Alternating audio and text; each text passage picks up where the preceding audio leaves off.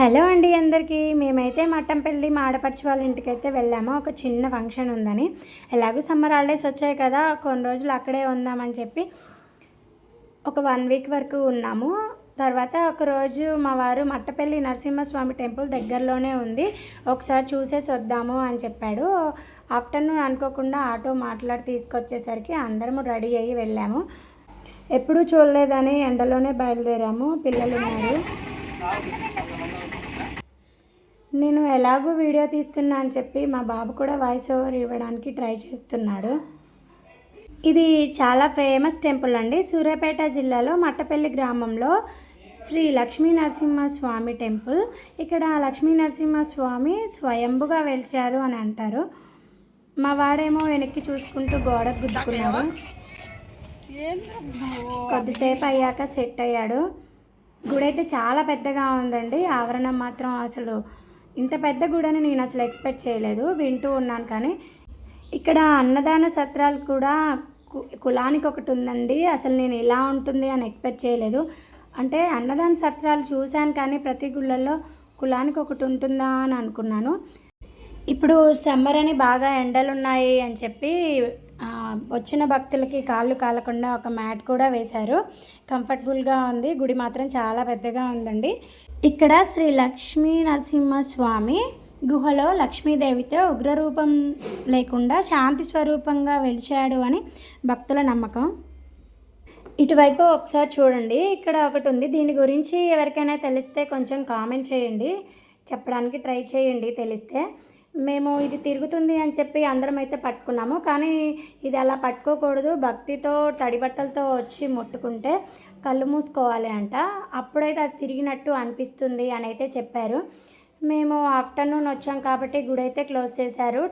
Timings వచ్చేసి morning 5కి open చేసి 12:30కి క్లోజ్ చేస్తారు. మళ్ళీ ఈవినింగ్ 4 నుంచి మళ్ళీ 8:30 వరకు గుడి ఓపెన్ అయ్యి ఉంటుందంట. మార్నింగ్ వచ్చి ఉంటే బాగుండేది, దేవుడి దర్శనం కూడా అయ్యేది అనుకున్నాము. కానీ ఎలాగో వచ్చాం కదా, పక్కనే కృష్ణా నది ఉంది, పిల్లలతో కాసేపు ఎంజాయ్ చేసి వెళ్ళొచ్చు అని చెప్పి ఆటో తీసుకొని ఆ నది దగ్గరికి అయితే వచ్చాము. పిల్లలు నీళ్ళల్లో చాలాసేపు అయితే ఆడుకున్నారు.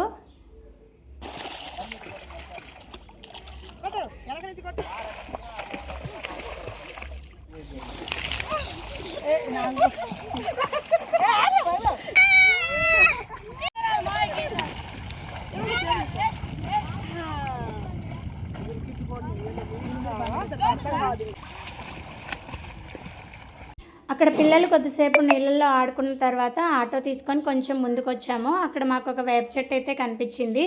మేము వచ్చేటప్పుడే పులిహోర తీసుకొని వచ్చాము. సో అక్కడ తినేసి వెళ్దాము, ఇలా బయటకు వచ్చినప్పుడు తింటే చాలా బాగుంటుంది అని చెప్పి తీసుకొచ్చుకున్నాము. పులిహోర అలాగే మామిడికాయ చట్నీ కూడా తెచ్చాము. ఎప్పుడూ ఇంట్లోనే ఉంటాం కదా, ఇలా బయటికి వెళ్ళి తింటే బాగుంటుంది అని మేమైతే బయటకు వచ్చాము. మీ ఫీలింగ్ ఏంటో కూడా మాకు కామెంట్ చేయండి, ఇలా బయటికి వెళ్ళి తింటే ఎలా ఉంటుంది అని చెప్పి. నవ్వులతో సరదాగా సాగిపోయింది. నాకైతే ఒక ట్రిప్ లాగా అనిపించింది. చదివిపోతే ఐస్కి కూడా కత్తి కొట్టేది, మటన్ కొట్టోడే ఇప్పుడు బూంది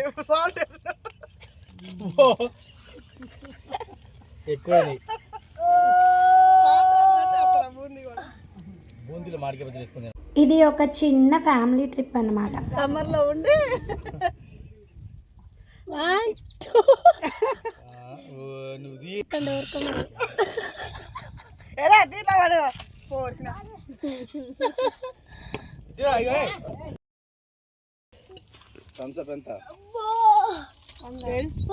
తిన్నాక ఒక థమ్స్అప్ బాటిల్ అయితే తెప్పించాము. మా వారు కొంచెం సరదా అనమాట. ఇలాంటి ట్రిప్పులకు వచ్చినప్పుడు అంతా కామెడీ చేస్తూ ఉంటాడు, అందరినీ నవ్విస్తూ ఉంటాడు.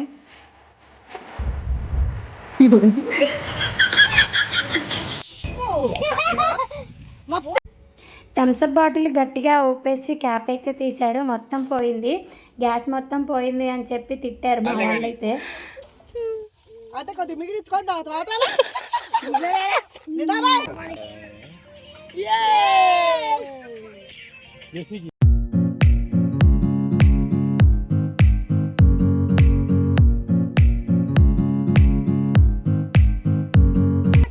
ఎండలు బాగా ఉన్నాయి కదా, అక్కడ చెట్టు నీడ పడ్డా కూడా బండ అయితే కాలుతుంది. మా వారు వినకుండా అయితే వెళ్ళాడు.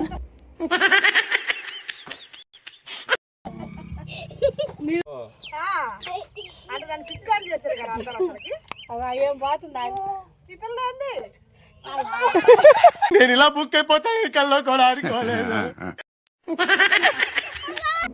ఓకే అండి, మా ఫ్యామిలీ ట్రిప్ అయితే ఇలా ఫన్గా హ్యాపీగా జరిగిపోయింది. నచ్చితే లైక్ చేయండి, అలాగే సబ్స్క్రైబ్ చేసుకోండి. మీరు ఎప్పుడైనా బయటకు వెళ్తే నాకు కామెంట్ చేయండి.